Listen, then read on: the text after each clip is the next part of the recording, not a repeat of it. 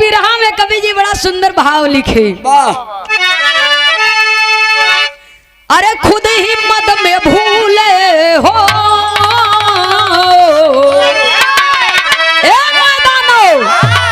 अरे खुद ही मद में भूले हो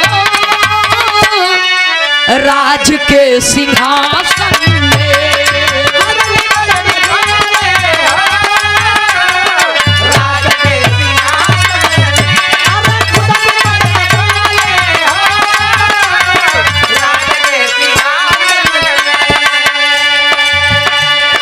खुद ही मद में भूले हो राज के सिंहासन में। ये गलती भारी चूक भारी गलती भारी तुम कर रहे आज अपने शासन में। गलती भारी तुम कर रहे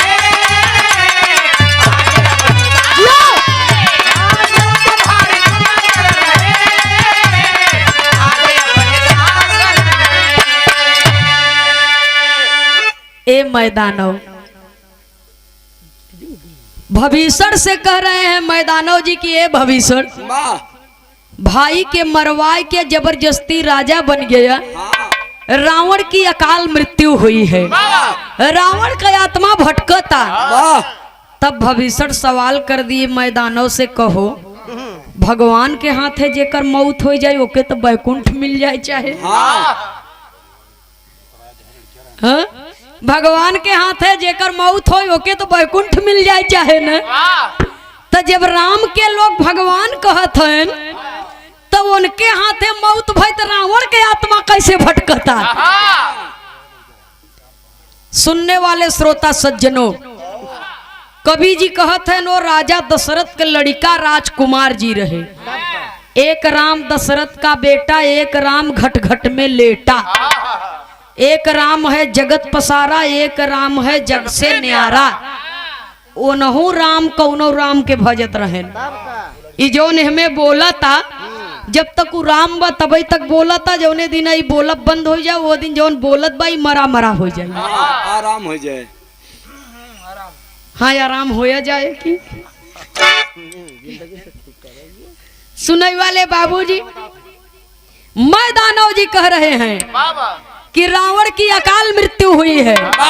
यही बदे रावण के आत्मा भटकत बा।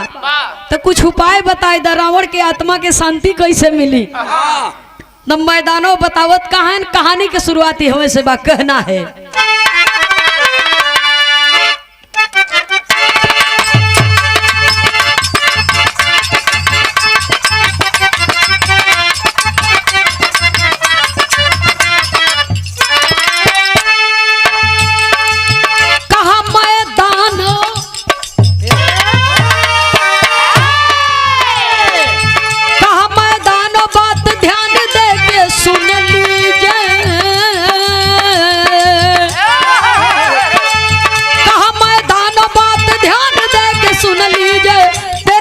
सिकंदर की जाके पहले तुम कीजिए।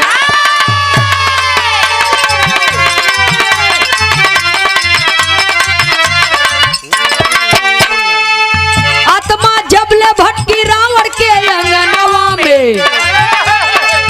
आत्मा जब ले भटकी रावण के अंगनवा में डरावन लगे राजा जी तो के सपनवा में।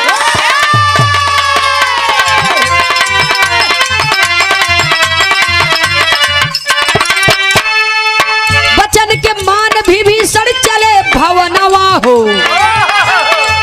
बचन के मान विभीषण चले भवनवा हो तेरा भी खातिर करने लागे सब योजनवा हो।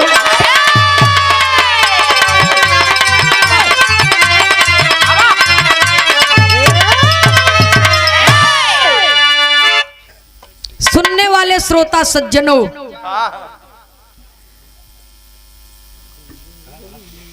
मैदानव जी कहते हैं जाय के रावण के आत्मा के शांति है तू तेरा ही कर। भविष्य कहा तेरा ही का होत है। अच्छा जब जिंदगी में नेताजी क्यों कभो किहे रहा तो जनबो करें जब क्यों किहे नहीं ने तो कहाँ से जन ही रीति रिवाज का होत है। सारी विध विधान बता दिए, कहा जैसे जैसे हम कहत है तैसे तैसे जाए के कैले। चारों तरफ निमंत्रण बांट द, केहू आए पूछे का फाने है तो कह दिया रावण के आत्मा की शांति है तो तेरा ही फाने है। और रावण दस्कंधर के तेरा ही फन गई। चारों तरफ न्योता गए, अयोध्या में न्योता ही नहीं गए। और जब अयोध्या में प्रभु राम के पास निमंत्रण नहीं पहुंचा तो राम बुलावत है अपने कुल गुरु वशिष्ठ मुनि के। वशिष्ठ जी के बुला के कहत का है कि चारों तरफ निमंत्रण पहुंचा, लेकिन हम ही रावण के मारे न होई तब भविष्य राजा कैसे बनते? हम ही के न्योता नहीं आई रावण के तेरा ही के। जब इतना बात सुने बाबूजी गुरु वशिष्ठ जी तो बतावत है कि कौने कारण से न्योता नहीं आई। एक लाइन तर्ज का भाव है मास्टर साहब, कहना है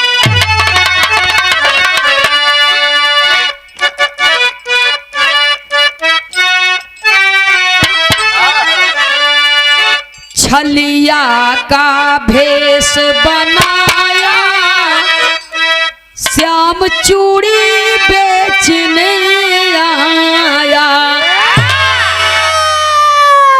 लेकिन ये बिरहा सुनने वाले बाबूजी गुरु वशिष्ठ जी बता रहे हैं कि आपको भविष्य जी ने निमंत्रण क्यों नहीं दिया, कारण क्या है, बतावत का है।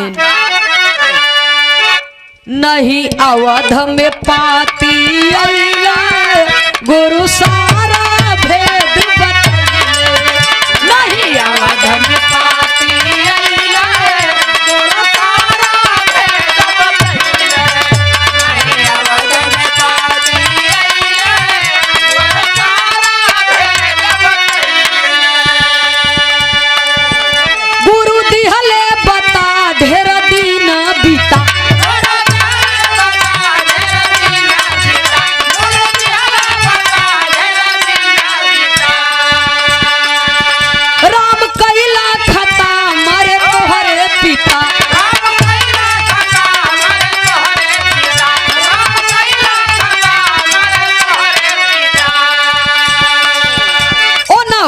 के न तेरा ही भइले गुरु सारा भेद बतइले। ओ ना हो के न तेरा ही भइले गुरु सारा भेद बतइले।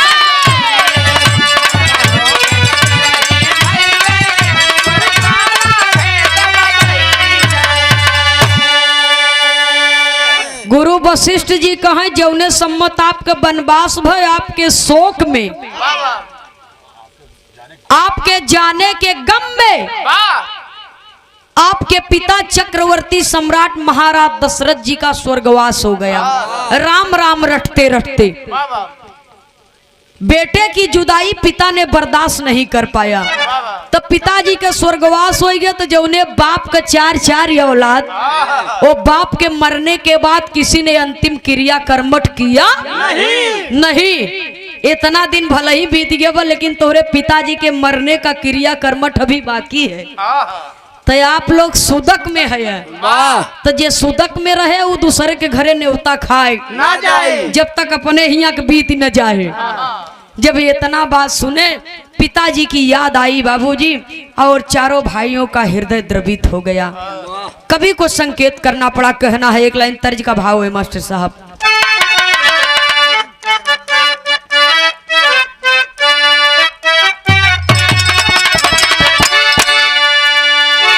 झिलमिल सितारों का आंगन होगा, रिम झिम बरसता सावन होगा। प्रेम की गली में एक छोटा सा घर बनाएंगे, कलियां न मिले तो उसे कांटों से सजाएंगे। कलियां न मिले तो उसे कांटों से सजाएंगे।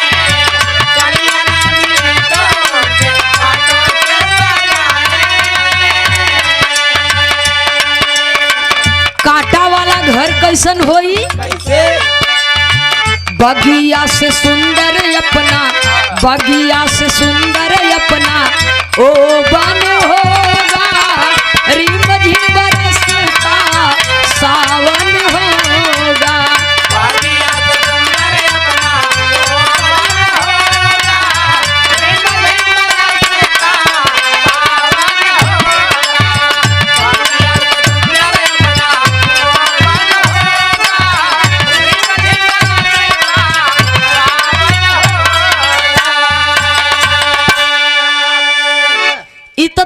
लाइन बा, लेकिन कवि जी बिरहा में संकेत किए कहना है, दुखित कौशल्या जी के महतारी बाप चाहे राजा महाराजा हो चाहे गरीब दुखिया हो, माता पिता की कमी ये दुनिया में कोई पूरा नहीं कर सकता। आज दुनिया दिखाता माननीय नेताजी बिरहा कराए हैं माई के याद में, माई के आत्मा के शांति हेतु। लड़का चाहे बचपना बा चाहे लड़का वृद्ध हो जाए, लेकिन माई के ममता दुलार प्यार जवन मिला बा वो बिसरत नहीं। सुनने वाले बाबूजी पूरा संसार दिखाता, कजनी कितना लोग ये दरवाजे पर आए, भोजन प्रसाद ग्रहण किए और चले गए अपने अपने घर को, लेकिन आज माई नहीं दिखाते इन कौनों तरफ। माई का खाली याद बा। अमृत का धार कोई कितनो पियाई ये भैया एगो माई बिना, कैसे करेजवा जुड़ाई हो ये भैया एगो माई बिना। सुनने वाले बाबूजी यही के बनारस के बाबू दुर्जन जी कहती कि दुनिया में मिली है भैया लोगवा हजार एगो माई बिना, हो जाले दुनिया अनहार एगो माई बिना। सुनने वाले बाबूजी माई के तो हम पहलवा कहा 9 महीना गर्भवा में ढोवलू मयरिया, खुनवा के धरिया से सींचेलू शरीरिया, दूधवा पियवलू भर हियरवा हो या चरवा ओढ़ाद जननी। सुनने वाले बाबूजी माता पिता का जो प्रेम है, जो दुलार आशीर्वाद मिलता है, वो मरते दम तक जन्मों जन्म तक उसको हम नहीं चुका सकते। आज पिताजी ये दुनिया में नहीं है, चारों भाइयों का हृदय द्रवित हो गया, चारों भाई का नेत्र सजल हो गए, पिताजी की याद आई रोने लगे और गुरु वशिष्ठ जी से आशीर्वाद लेकर के करते क्या है। कवि को बिरहा में संकेत करना पड़ा, कहना है, दुखित कौशल्या जी के, दुखित कौशल्या जी के हीरा उठत करे जावा में हीरा, दुखित कौशल्या जी के हीरा उठत करे जावा में हीरा,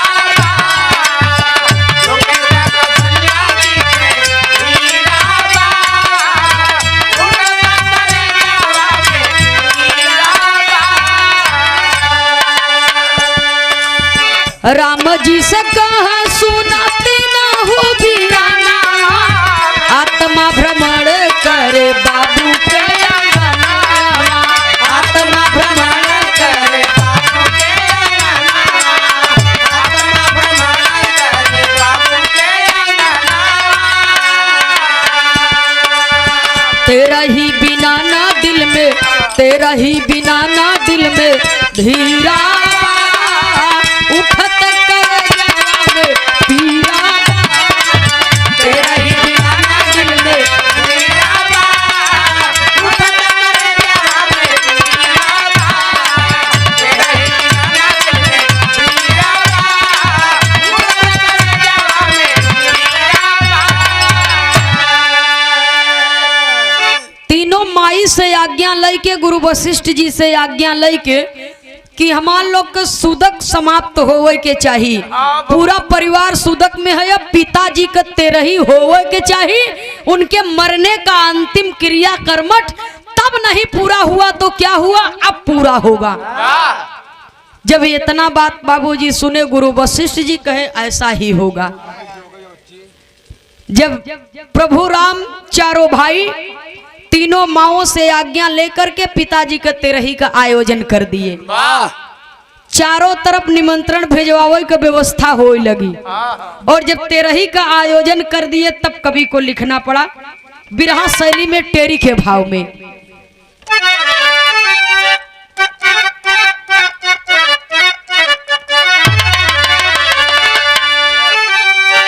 अरे राम मिठैया भरी भरी दोना में मिली,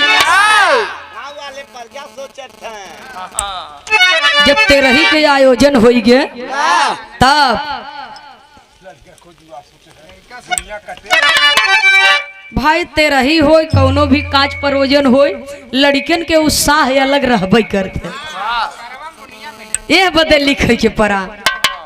अरे मिठैया भरी भरी दोना में मिली तो पूरी साग कचौड़ी के संकटी मलैया मिठैया भरी भरी दोना में मिली।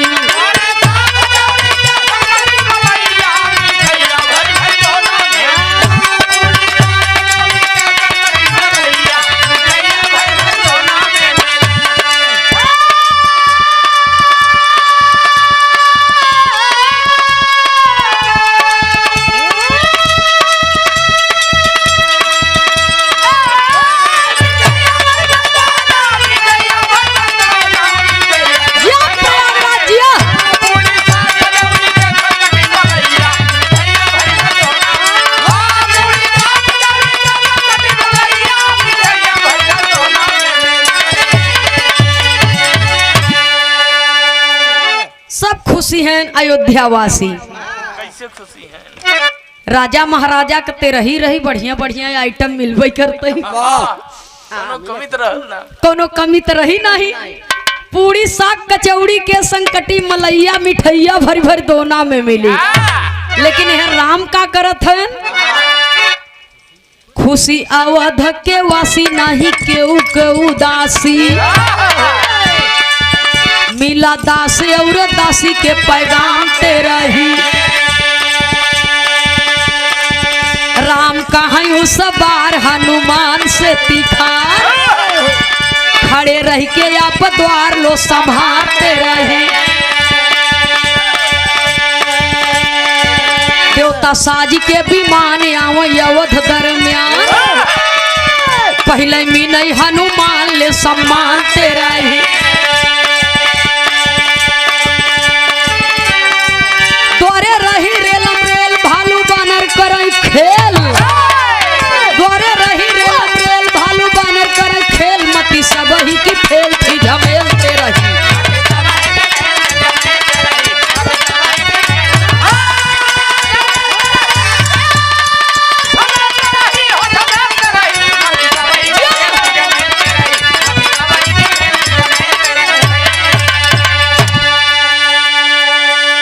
हनुमान लंका में हमार बड़ी इज्जत रखे है बड़ी मदद की है। आज अयोध्या में हमार मर्यादा फंसी गई बा तो तू अपने बानरी भालू बानरी सेना के सहेज दे और जामवंतो जी होशियार हो जाए। लंका में बड़ी मदद की है बड़ी सहायता की है।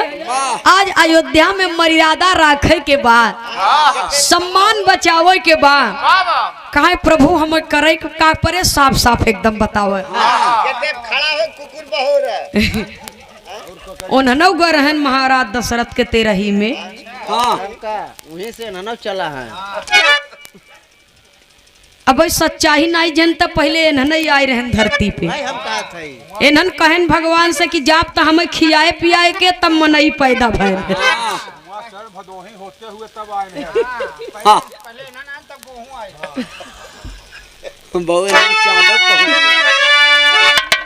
सुनाई वाले बाबूजी हनुमान जी के कहा जाए के गेट पर पहरेदार बन जा अब भालू बानरी सेना के सहेज दे एकदम रच्चो गड़बड़ी न हो पावे। देवता आवे नर किन्नर गंधर्व मनई जे भी आवे चाहे राजा हो चाहे भिखारी हो सबका सम्मान एक समान हमारे अयोध्या में हो के केहू में कोनो भेद हो के न चाहे। हनुमान जी अब एकदम पहरे पर टाइट लिहे गदा खड़ा है और जितना भालू बानरी सेना रही सब एकदम अपने अपने दरे पर है एकदम पोजीशन ले लिए। हर नारद जी के बोलाए के कहा जाए कि न्योता बांट दे। नारद जी चारों ओरी न्योता बांट दी है ना ब्रह्मा विष्णु शंकर जी के न्योता वही काट। जब यह तेरही के दिन आई गया अयोध्या में जब पूरी छनई लगी देसी घी एक महक जब ब्रह्म लोक में पहुंचा तब ब्रह्मा जी के निकुरा में बेधेस देसी घी पूरी नहीं खाएगा कतौ कोहड़ा के साथ पूरी मिल गई भैया तो ब्रह्मा जी के निकुरा में बेधेस तो ब्रह्मा जी का पूरी कहाँ महकत है। और जब ध्यान लगाएन कहनो अयोध्या में महाराज दशरथ के 13 ही फनी बा, लेकिन न्योता ही नहीं आई बा। पूरी खवाई कैसे वो ज्यादा बरियार बा एक खदेरता एक मारा ही भाग भाग के ओहर जाता, जीव बचावता बेचारा। चलो भाई आ, ये दूसरे जिला से आई है। ऐसा वे न वो अपन अपन सरहद देखत ही। नेताजी को हो सकत है कौनो डर नहीं न बिना न्योता के आई हो।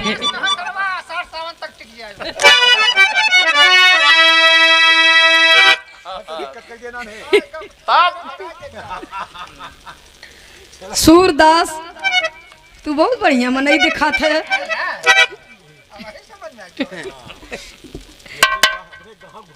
भैया अब हर ब्रह्मा जी कहतन पूरी खवाए कैसे, तेरा ही तो बड़ी बेजोड़ फनी बा, महकतौ बढ़िया पूरी बा। सोचन हमें ना मिलब न्योता काजन विष्णु जी मिला हो। क्षीर सागर में गए कहन बड़ा स्वार्थी है यार, कैसन भाई है यार तू। न्योता दाबली है। बताओ एक न्योता आई हमारो नाम लिखा रहा हो न, कहा कैसन न्योता, कहा अरे अयोध्या में महाराज दशरथ के 13 ही फनी बा, एक न्योता में दोनों भाई खाए ले तो कवन हर्ज बा। एक न्योता में दोनों भाई खाब तो कवन हर्ज बा, कहा न्योता वही नहीं मिला बा खाबा का। गहन बाबा भोलेनाथ के लगे, भोलेनाथ कहन हम को न्योता नहीं मिला। भोलेनाथ कहा देखा भाई हर 1000 के एक बात, बिना न्योता के केहू के दुआरे जाए के ना चाहे, भले देवता है तो कब, लेकिन बिना न्योता के न जाए चाहे केहू पूछिन ले कि न्योता पाए है तब झूठो न बोलत बने, हम तो न जाबे। तब विष्णु जी कहा जब ये न जाए तो हमहू न जा, ब्रह्मा जी कहा तब का अकेले जाई, मन मसोस के रह गए जाए तो पूरी न खवाए, मन मसोस के रह गए जाए तो पूरी न खवाए। जब ये दोनों जने रही आए गए तब भोलेनाथ के मन लगा डोले, ये अड़बंगी तरह भैन। माता पार्वती से कहा तू चली न्योतवा खाए नहीं आई, पुड़िया खाए नहीं आई। माता पार्वती कहा कब और रहू, अबला कह बिना न्योता के न जाए चाहे, अब जाबत के पूछत का बताऊबा कहन तू हऊ पागल। अरे कौनो एहर होते रही है, पूरे विश्व का खेल बाऊ, चला भेष बदल बदल चला जाए जहाँ अनहियार पाऊ दू कचौड़ी खाए चला आओ के चिन्ह था। अक्सर तर पहले के जमाने में, हाँ अब तो बात छोड़ा हम पहले वाला बतावत है, जवन मेंटल होके कहत रहे न गैसवा में इतना बड़ा के गुब्बारा की नहीं जलाए दे उल्टा कह के धई दे, उल्टी टंकी। हाँ उल्टी टंकी वाली गैस तो वही से ओजरार रहे, अपन दुआरे 4-5 जगह जलाए जलाए के आदमी रख दे। हाँ हड़िया गैस रही भैया हो तो बिना न्योता वाले जब 8 गवा टूटे खाई बदे, तो जवन बिना न्योता हरी रहे जेहर ओजरार कम रहे उन्होंने हरई बैठे। और अब जब बफर सिस्टम चली गए तो जब बफर सिस्टम में मजे के भीड़ टूटत तो उहू में बिना न्योता वाले मजे के लहाई लेती। अब भीड़ी में क्या पूछा जाता कि पाए है कि नहीं पाए है, वैसे भोलेनाथ सोचत है। जब चल दिए तब यहाँ पे एक लाइन तर्ज का भाव है मास्टर साहब, कभी को संकेत करना पड़ा।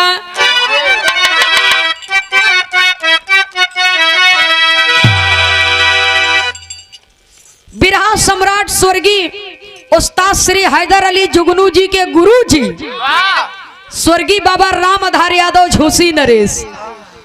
तो देखा दादा लोग के गाँव तो दद्दा दद्दा ही रहे, नंदनिया नंदनिया रही। बाबा राम कैलाश बाबा राम आधार की तरह तो हमसे नहीं बनी, लेकिन हम वही सीखत है, प्रयास है। कैसे गाँव मास्टर साहब, अरे राम झकोरा मारे झूलनी, ए बिरहा सुनई वाले पंचौ झकोरा मारे झूलनी, ऊ है साड़ी लहराई हो झकोरा मारे झूलनी, साड़ी लहराई हो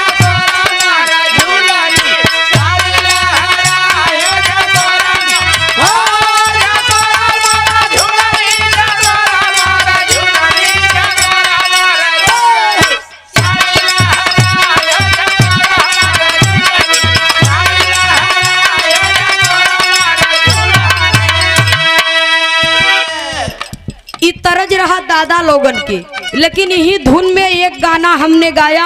आप लोग इस गीत को सुन रहे हैं, बहुत प्यार दुलार स्नेह सम्मान दे रहे हैं और करोड़ों लोगों से ज्यादा उसको देखा है सब लोग, और आप लोग अभी भी देख रहे हैं। अब बहुत बहुत से कलाकार तो ऊपर रील भी बनावत हैं खूब। वाह आइए समय का वो मशहूर गाना हो चुका बा। कैसे मास्टर साहब कहना है, ए भाई राम बनवई मनई, ए सुनई वाले पंचौ राम बनवई मनई, मानई आई बनवई राम के राम बनवई मनई।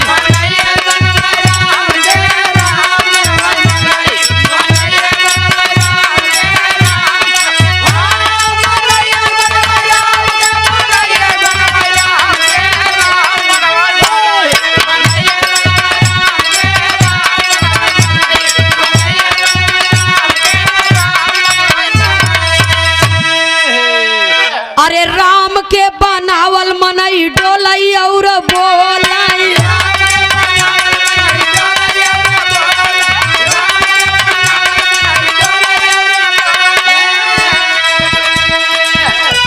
हे मनई के बनावल राम, मनई के बनावल राम नाही कौनो काम के राम बनवई मनई, मनई बनवई राम के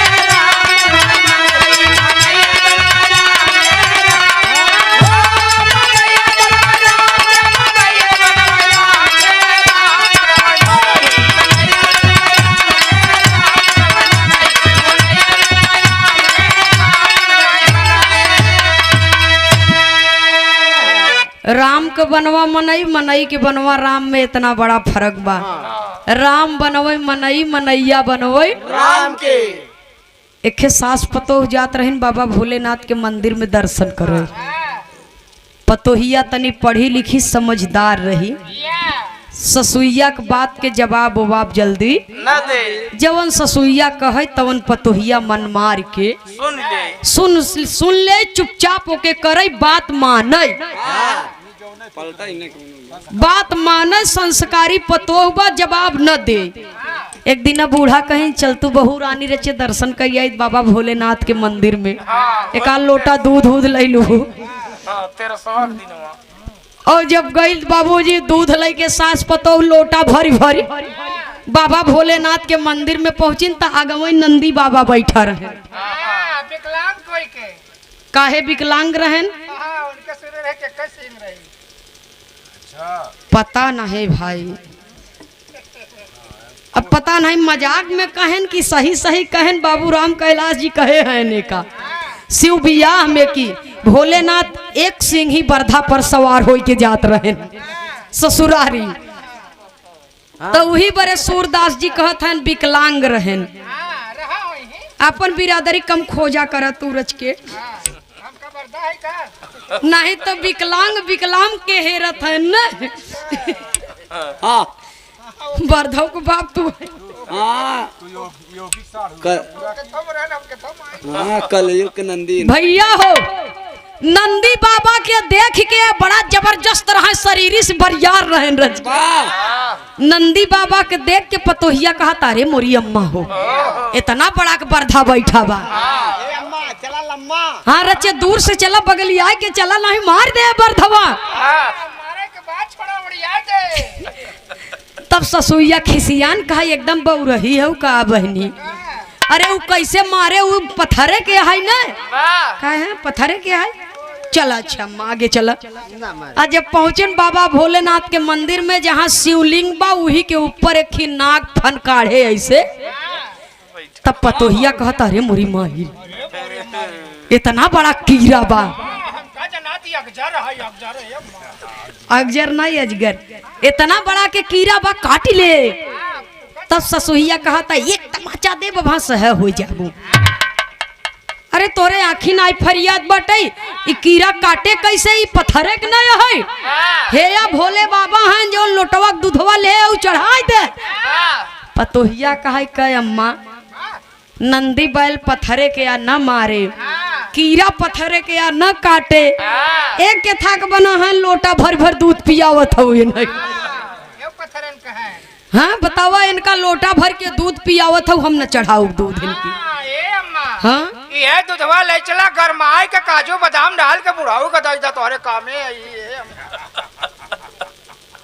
हां ये बुढ़ाऊ का दई जा, वही के परिणाम है सूरदास जी। भैया तो वह समय एक गाना निकला रहा, का पगला गईलू ना मोरी अय्या, का पगला गईलू ना। हंसी मजाक अपने जगह पर है लेकिन सच्चाई यही है। का पगला गईलू ना मोरी अय्या, का पगला गईलू ना, हम तो खुद ही रहे बउरहिया अय्या। का पगला गईलू जौने पत्थरा के काटे पत्थर कटवा सिल्हिया लोढ़ा बनवले हो, वही पत्थरा के बने महादेव बाबा दूधवा कैसे के पी गईले हो। सुनई वाले बाबूजी यही बदे लिखा ग कि राम के बनावा मनई डोलई और बोलई। राम पूरी दुनिया के बनवई और मनई राम के बनाए। राम के बनावल मनई डोलई और बोलई, मनई के बनावल राम नाही कौनो काम के। और राम बनवई मनई, मनैया बनवई राम के। बिरहा में कवि को संकेत करना पड़ा, कहना है बाबा भोलेनाथ हर तैयार हो गया, पूरी खाई बदे चलत है कौने रूप में। ए भैया तेरा ही आई मैं बुढ़ाऊ, ए सुनई वाले पंचौ तेरा ही आई मैं बुढ़ाऊ, आए भोले दानी तेरा ही आई मैं बुढ़ाऊ, आए भोले दानी तेरा ही आई मैं बुढ़ाऊ, आए भोले दानी तेरा ही आई मैं बुढ़ाऊ, तेरा ही आई मैं बुढ़ाऊ, तेरा ही आई मैं बुढ़ाऊ, आए भोले दानी तेरा ही आई मैं बुढ़ाऊ, आए भोले दानी तेरा ही आई मैं बुढ़ाऊ। हे घियाना के पूरी भरो, घियाना के पूरी भरो, मुहवाई में पानी तेरा ही आई मैं बुढ़ाऊ, आए भोले दानी तेरा ही आई मैं बुढ़ाऊ, आए भोले दानी तेरा ही आई मैं बुढ़ाऊ, तेरा ही आई मैं बुढ़ाऊ, तेरा ही आई मैं बुढ़ाऊ, आए भोले दानी तेरा ही आई मैं बुढ़ाऊ, आए भोले दानी तेरा ही आई मैं बुढ़ाऊ। नंदी बैल के एक ओरी छोड़ दी है, बुढ़वा बुढ़िया का रूप धारण की है, एक पेड़ के नीचे बैठ गए छांव में। पेड़ के छांव में बैठ गए। बाबा भोलेनाथ कहे माता पार्वती से देवी गिरजा, अब समय काफी बा, ओजरार मजेक बा, तनी एक आध चिलम गांजा चढ़ाऊ तू, रोज के कुछ समय पास हो जाता है। अब माता पार्वती हर गांजा चढ़ाई के ओन्हाई देत हैं, वो चिलम पर चिलम चटकाए हैं। यहर घटना का घटता, एक ओरी गांजा पी बैठी भोले जोगी,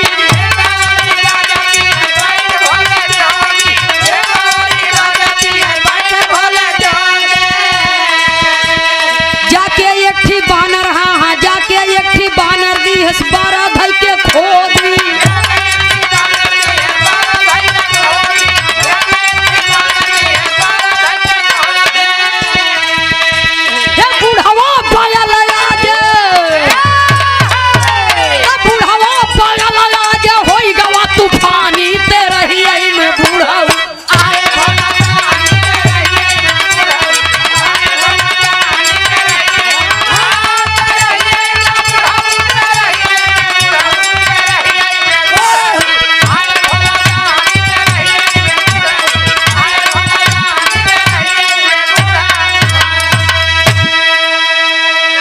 एक ही बानर पहुंचा, नंदी बैल को खोद दिहेस, और ऐसा जगह खोदेस की बरधा भड़क गए। कुछ जगह है खोद दी, पछवा है कम खवा में। तू वीडियो करते रहे का हुआ, खोदत ना रहा, किलना लगा रहा हो, निकारत बरधा खोद, बरधा के ना बानर खोद दिहेस बाबूजी, और बरधा भड़क गए। तो जानवर अगर भड़क जाती तो गोसाइयों को धराए जल्दी धराते नहीं, अब बरधा बमक ग भड़क ग उ लगा भाग गई और जेहर जेहर भाग गई बानर और दौड़ावे ओके। जब दौड़ावे तो नंदी बैल भगा जाता। अब भगा जात बा यहर माता पार्वती जब नंदी बैल के भागत देखिन तो बाबा भोलेनाथ के कहत है का कहत है मास्टर साहब।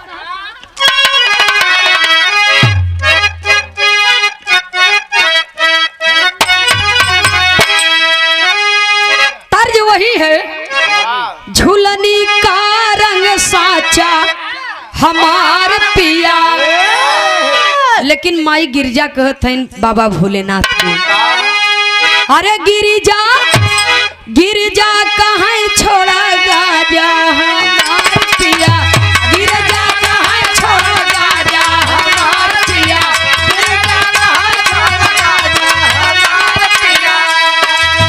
गिरजा कहाँ छोड़ा गाजा हमार पिया। गिरजा कहाँ छोड़ा गाजा हमार पिया।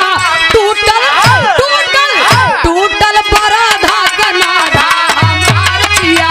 टूटल बराधा का नाधा हमार पिया।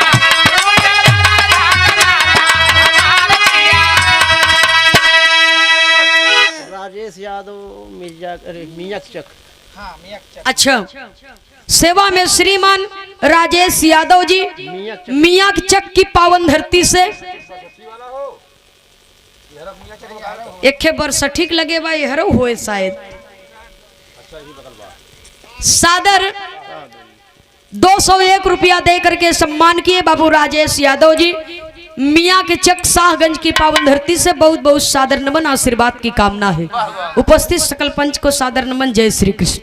सुने वाले बाबूजी माता पार्वती बाबा भोलेनाथ के कहत हैं नशा में मदमस्त है या कुछ और देखबे सवारी भाग जाए तो चलबा के था से का कहत हैं।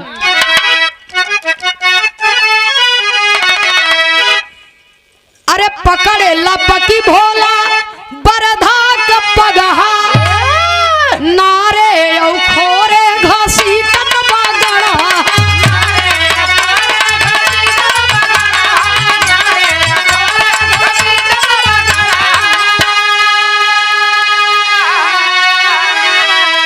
छूटी के बाघंबर के बाधा हमार पिया।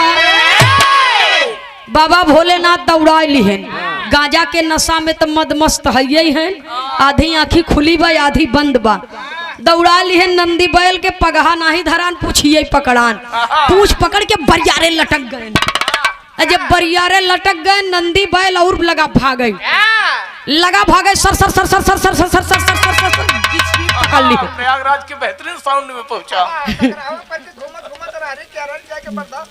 प्रयागराज के बेहतरीन साउंड में। हाँ भैया हो साउंडवे में जगह मिला रहा बड़ा बड़ा रहा। सुनने वाले श्रोता सज्जनों नंदी बैल अब स्पीड पकड़ ली है। वो सोचा था मैं जन कौनो बानर आए कि हमार पूछिए पकड़ के लटका बा। वहाँ दाई तो खोदे रहा यहाँ दाई सब में घुस जाए। नंदी बैल ही चक्कर में स्पीड पकड़े बा और कंकर पत्थर के रगड़ से बाबा भोलेनाथ के खेहुना गेठुना फूट। एकदम भुजाई लालू हुई है। बाबा भोलेनाथ के खेहुना गेठुना फूट गया। वो हाथे से पूछ छूट गई।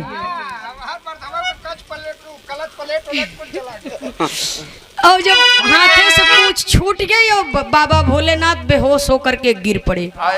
और जब गिर पड़े बाबूजी और एक सिपाही के द्वारा खबर मिली लक्ष्मण जी के। लक्ष्मण जी जाय के प्रभु राम से कह रहे हैं कि एक अतिथि आया है और हनुमान जी के बानरी सेना के कारण उसकी इतनी बड़ी दुर्दशा हुई। सारा कपड़ा उसका खराब हो गया है पूरी दुर्दशा हो गई है। हनुमान जी के वही लगावा कर जहाँ उजार बिजार वाला काम हो मारे सत्यानाश कर दिए अपन सैनिक नहीं संभाल सकें। हनुमान जी के सेना बानरी सेना के कारण दरवाजे पर आए हुए अतिथि की दुर्दशा हो गई।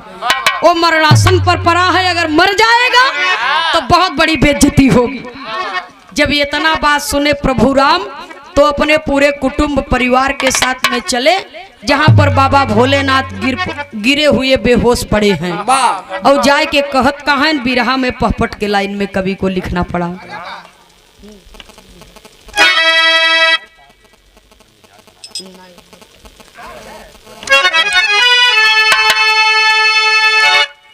सुनने वाले बाबूजी, अच्छा चल अच्छा बोल दे थे, मिजाज बिगड़े न पाओ। हमार बिजली के का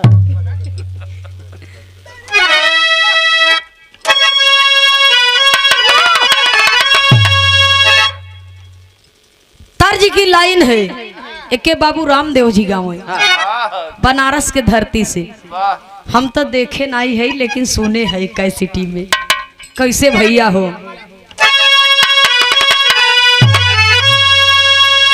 और झूलनिया के गुजवा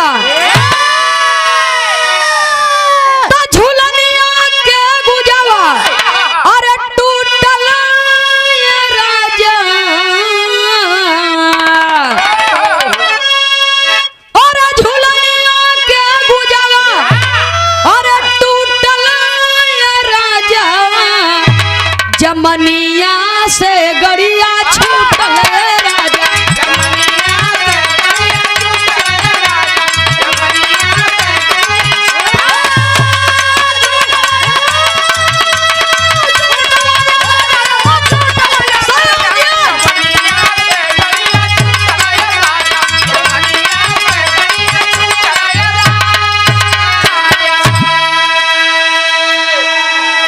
पहले के जमाना में जवन धुन तर्ज लिखाए उहू में एक कहानी रहत रही, उहू के एक मतलब रहत रहा।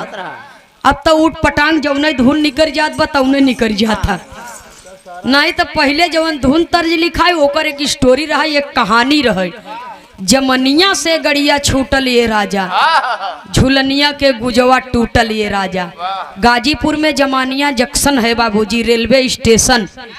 और कोनो दुल्हन रही, ओकर पिया परदेश जात रहा, दुल्हनिया रोकत रही कि जा जी ने एक रोटी कमई खाब लेकिन आँखी के सोजे। दुल्हा नहीं माना, पहुंचा रेलवे स्टेशन पर, गाड़ी आई गई और गाड़ी में दुल्हा बैठ गए और दुल्हन पछियाए बा, रोकत तक अब रुक जा। और जब गाड़ी चल पड़ी बाबूजी तो दुल्हन सिचका पकड़ के खड़ी हुई गई, अपने पति के कहत बाकी उतर आवा उतर आवा। गाड़ी तेज रफ्तार पकड़ ली है बाबूजी, गाड़ी निकल गई और हाथे से सिचका छूट गए, दौड़ी चली जात बा, पाँव में ठोकर लगा और वही ठोकर खाए के गिरी गई। तो जवन निकुरा में झूलनी पहिरे रही ओके ठुमकी कहत रहन, ओमन गूंजा लगा रहा, झूलनी कहा नकबुल्लव कहत रहे, ओठे तक झूलत रहा। तो जब ठोकर लगा तो गिर गए, वो झूलनी के गूंजा करे टूट गया। तब ये गाना लिखा गया रहा कि झूलनिया के गुजवा टूटल ये राजा, जमनिया से गड़िया छूटल ये राजा। लेकिन हमारे बिरहा में भाव है, कहना है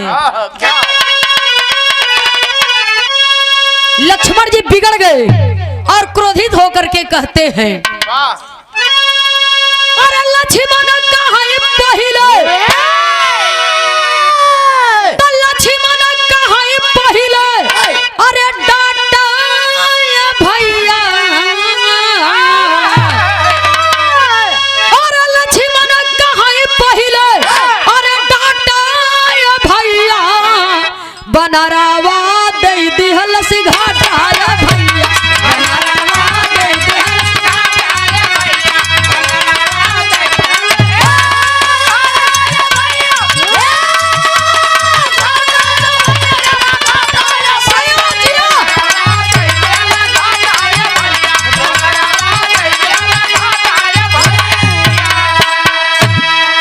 होले खुरा फाती ई बानर के जतिया, अब बरजत रहे लेकिन मनल न बतिया।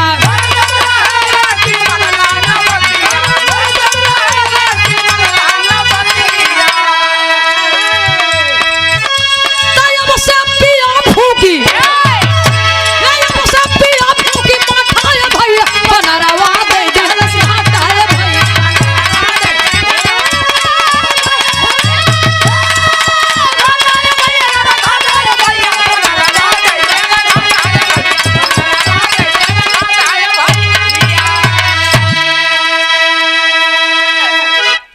जाति स्वभाव कभू छूटत नहीं। सुनने वाले श्रोता सज्जनों, इंसान के मनुष्य जाति का स्वभाव कुछ और बा, जानवर जाति का स्वभाव कुछ और बा। और बा। और सही चीज है। लोग यहाँ कहत ही कि अहिर गडरिया चमार पासी तेली तमोरी कुनमी धैकार ये सब लोग कहत ही यहाँ, लेकिन मनई में जाति नहीं ने। कहा महिर है तो हमार निकुरा कपारे को वहाँ कहती रहे हैं? तू ठाकुर है पंडित है, तुहार निकुरा मुहे के सोझे आँखी के नीचे रहे। निकुरा निकुरे की जगह बा, आँखी आँखिन के जगह बा। बाबूराम कैलाश से एक जने पूछन कहा भैया बिरादर है तनी रच के मान मर्यादा रहे चाहे, वह तो कुछ नहीं बोलेन। जब मंच पे चढ़ेन कहा एक जने बिरादर ही आए रहन भैया, हमारे ही नहीं समझ में आए कि हमार जात पूछत है कि हमारे शरीरिया की जात पूछत है। सुनई वाले बाबूजी इतना बड़ा विद्वान रहन, सवाल किहन कि हमार बिरादर पूछत है कि हमारे शरीरिया के बिरादर पूछत है कि बिरादर है भैया तनी ध्यान दिए। तो बिरादरी तो जानवर में होत है। गाय भैंस अलग तरह के हैं और कुकुर बिलार अलग तरह के हैं। बिरादरी पशु पंछी में होत है। कौआ दूसरे तरह और गौरैया दूसरे तरह बा, टिटहरी दूसरे तरह बा, कबूतर दूसरे तरह बा। और मनई मनईन की नहीं होत है। सुनई वाले बाबूजी तब कहत हैं कि जाति स्वभाव कभू छूटत नहीं। मारे ने एकदम खैकार कह के धई दिहन, पूरी मर्यादा मट्टी पलीत कह दिहन, मटिया मेट कह दिहन एकदम से। तब राम अपने पूरे कुटुंब के साथ में पहुंचे कहाँ? जहाँ वृद्ध रूपी बाबा भोलेनाथ बेहोश पड़े हैं। बिरहा में पहपट के लाइन में कवि को लिखना पड़ा।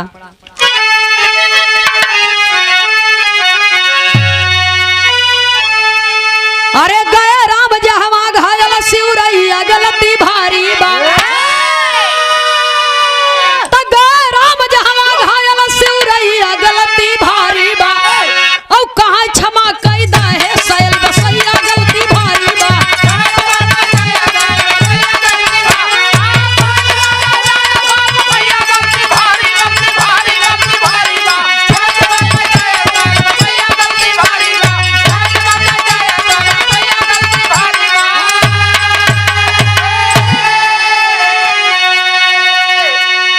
भरत शत्रुघ्न के साथे में आई तीनों मैया हो, हाथ जोड़ के जामवंत संग बोल पड़े कपिरैया हो। अरे खता नयब से हो ये दूसरी दैया गलती भारी बा। क्षमा सुनावा गिर जायो शिवरैया गलती भारी बा।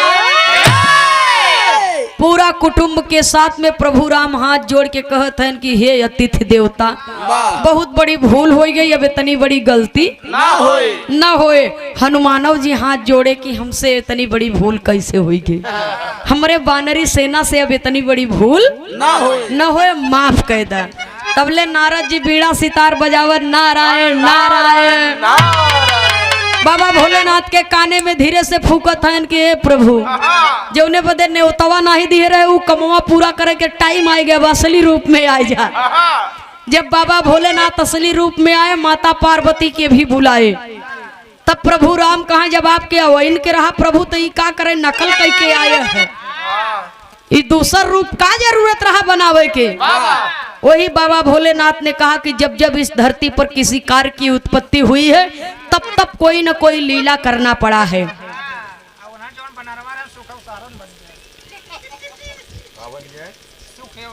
सुख एवं सारंग कहें जब जब इस धरती पर कोई कार्य की उत्पत्ति हुई है तब तब प्रभु कोई न कोई लीला किए हैं, तो इसलिए मुझे आना पड़ा। जब ये इतना बात सुने हनुमान जी कहा अब गलती न होए, कहा तोहार गलती है ये नहीं ने, कहा तब केकर गलती कहा हमारे भाई हरन के गलती कहा हमारे भाई हरन के गलती बा। उन्हें दोनों जने के हम कहा बिना न्योता के न जाए चाहे और हम चल दिया। तो ब्रह्मा विष्णु जी हरन के जानकारी भत कहा जा भाई पूरी खाए के हमार मन भर, लेकिन हमके बहकाए के अपना चला जात है। पूरी महंग पड़े, हम न खात तो हो के खाई न दे भाई। ये माया रूपी बंदर था, उसके कारण इतनी बड़ी दुर्दशा हुई। सुनई वाले बाबूजी तब सब आई गए, नंदियों बैल आई गए, माता पार्वती वो आई गई, सब जने जब इकट्ठे गोली आई गए एक जगह पर। कहाँ आवा भाई है दूध कचौड़ी खाए मारे हमार खेउना गेठुना फोड़ दिया एकदम से। कहे घोड़ा रहन का बे? अरे काहे का बर्धा चना नहीं खाते? हाँ तोरन खिया खात हुई। माया रूपी रहे चाहे जवान बन जाए। हाँ ई जोन राखे हैं चने खियो भाई गलतियों लवकुश यादव सेवा में। अच्छा लवकुश यादव जी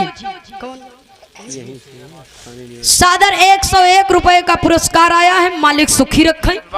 उपस्थित सकल पंच को सादर नमन है। जय श्री कृष्ण। सुनने वाले बाबूजी कवि को संकेत करना पड़ा, आल्हा के लाइन में लिखना पड़ा, कहना है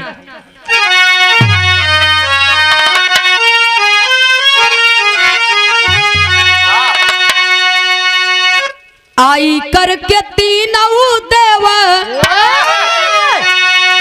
काइले भोजन हमारे भैया।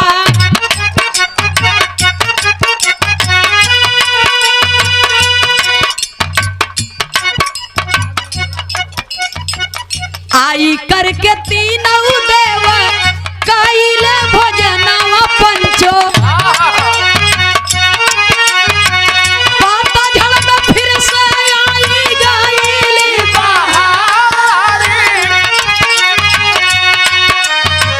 दई के आशीर्वाद सब ही देव चली गई भैया।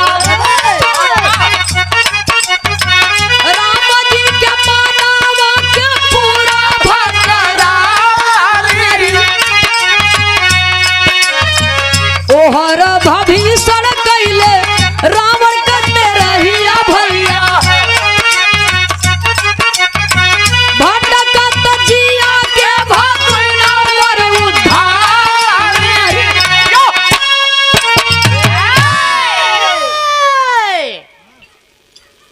33 कोट देवताओं ने आकर के भोजन प्रसाद ग्रहण किया।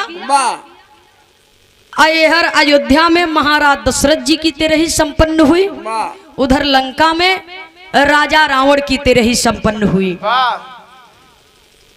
और दोनों तरफ के से तेरह ही संपन्न हो गए, तब जाए के भक्त और भगवान का दीदार हुआ। और जब तीनों देवता जाने लगे तब नारद जी कहें कि अब कम से कम अधूरा काम पूरा किए जा। राम रहे न रहे, भविष्य रहे न रहे, लेकिन जिस कार्य की शुरुआत भक्त और भगवान ने मिल करके किया है, ये सदैव सदैव के लिए इस धरती पर विद्यमान हो जाए। जब ये इतना बतिया सुने कहा यो मस्तु ऐसा ही होगा। तो बिरहा के लास्ट लाइन में स्वर्गीय दद्दा पंधारी के धुन में कवि जी 4 लाइन सामाजिक बात लिखते हैं।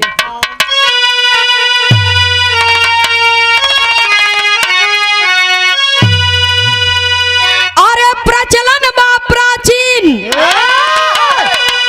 बतिया माना सबही, हे प्रचलन बा प्राचीन बतिया माना सबही। क्यों के रखिया ना जग में अधूरी तेरही।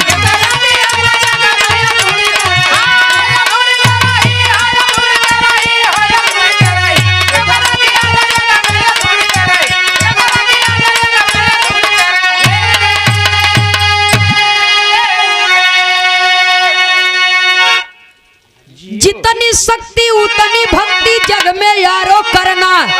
अरे नहीं किसी के बहकावे में घर को गिरवी रखना, रहना घुसखोरन से दूरी हो अधूरी तेरा।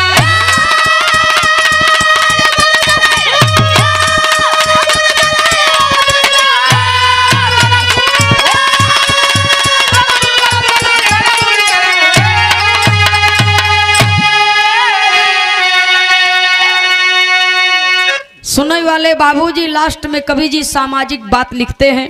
जितनी शक्ति उतनी भक्ति जग में यारो करना, नहीं किसी के बहकावे में घर को गिरवी रखना, और रहना घुसखोरन से दूरी हो। दूरी ते रही। बिगाड़े वाले तो 50 मिल ही, लेकिन बनावे वाला क्यों जल्दी न मिले। इसलिए जितनी शक्ति हो अपने शक्ति के अनुसार इंसान के भक्ति करे के जरूरी नहीं बा कि हमरे पल्ले कोनो चीज का व्यवस्था नहीं बा तो घर दुआर खेत कियारी बेच के तबे माई दादा के रही करी, ऐसा नहीं बा। जितनी अपने पल्ले शक्ति बा, जितना सामर्थ्य है उतना कार्य इंसान को करना चाहिए। प्रचलन बा प्राचीन बतिया माना सबही क्योंकि रखी है न जग में अधूरी ते रही। अधूरी ते रही। ते रही के कर्मठ पूरा कर देवे के चाहिए। तेरही के कर्मठ अधूरा रखे के ना चाहिए। चाहे हाड़िन मेटी झौस दे, लेकिन कर्मठ पूरा कर दे के चाहे।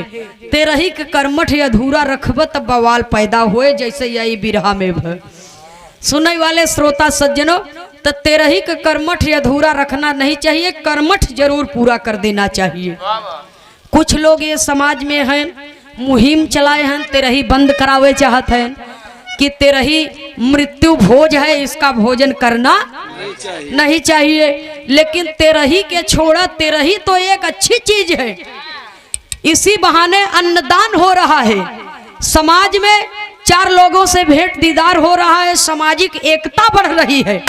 कम से कम यही बहाने 4 जने जुटत हिन, गांव देश नात रिश्तेदार सब जुट गए, 2 कवर भोजन की है प्रेम से, और दरवाजे पर सब जने आई गए, प्रेम से भेंट मुलाकात सब जने से हो गई।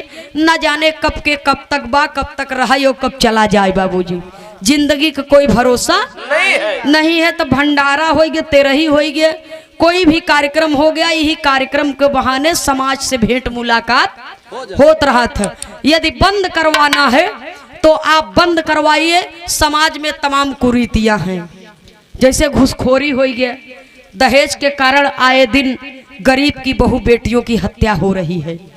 रोज खबर निकलत रहा था फलाने जगह पर गैस सिलेंडर फट गया, फलाने पतो उजर के मर गए। अच्छा गैस सिलेंडर उलेंडर जवन बा नहीं पतो हुआ बदे बनई बा, ऐसे सास नहीं मरतीन, ननद नहीं मरतीन, देवरान जेठान न मरी, पतोह मरत हो कौन जवन दैजा कम लेके आई रहा था। तो ऐसन कुरीति जो समाज में है, ये सब कमियां जो हैं इसको दूर करिए। और भोज भंडारा हो गया, ये तो समाज को जोड़ने का कार्य है, इसे तोड़िए मत आप सब। सुनने वाले श्रोता सज्जनों, कवि को संकेत करना पड़ा क्योंकि रखी है न जग में अधूरी ते रही। अधूरी तेरही। तेरही राक्षस कुल खानदान से शुरू भ रहा, भभीषण एक के शुरू किए रहे। यही वजह जब तक दाढ़ी बार और बन नहीं जात तब तक मानो राक्षसी वेशभूषा रहता है, क्योंकि मनई उजरार नहीं रहते। नेताजी सही है गलत है? मनवा एकदम मरा रहा था, क्योंकि मनई उजरार नहीं रहते। सुनने वाले श्रोता सज्जनों, कवि को संकेत करना पड़ा आखिरी लाइन में गुरु घराने के परिचय के साथ में।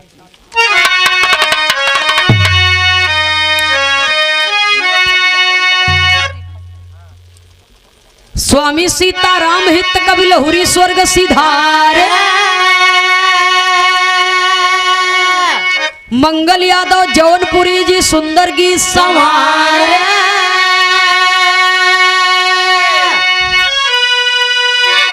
अरे राम मिठैया भरी भरी दोना में मिली, ए बाबू मिठैया